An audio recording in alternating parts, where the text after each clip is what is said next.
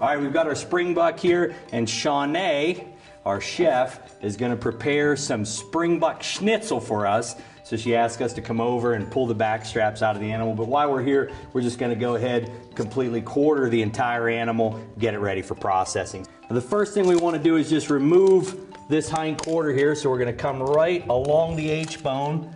We're going to pop this right apart, come right up through here. Now the H-bone's already broke a little bit, but we'll come right up through here, follow right along the side, come right down along the back, and we'll take this hind leg right off. Now the next thing we want to do is remove the two front shoulders. We'll just pull these apart, and this is basically just held in there by gristle. So we'll cut right down through there, take the front shoulders right off. Now when we remove the loins, we want to be a little more careful because this is the meat that we really want to save. So we're going to come down on both sides of the spine, and then basically what we're going to do is come out here on the rib cage of the animal, because this rib meat really doesn't have much value other than for grinds.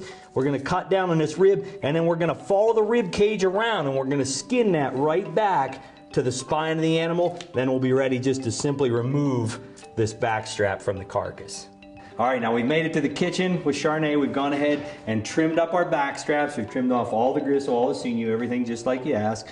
Now, what is the next step? What do we need to do? What do you usually do? What we'll do now is we'll take a knife and then basically cut strips a little bit, basically as thick as my pinky's knuckle there. Okay, all right. After that, we just Here, you go ahead and show me the first one. So we usually just take them about there.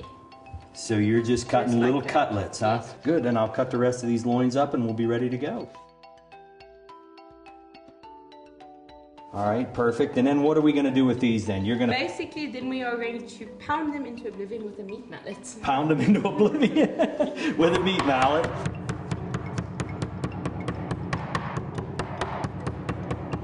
How's that? Good. Good. Flip? Flip it and Okay. do the same.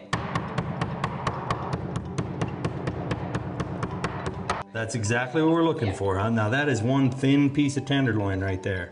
And then what's our next step? Then that's about it. They get refrigerated until we're going to start frying them up tonight. Out over the open fire. Yes, over the open fire. And then what we'll do is just before that, we dip them in some egg wash and then in some seasoned flour. All right. And then they get put into hot oil. Perfect. Okay. That's the stuff. That's good. Oh my goodness.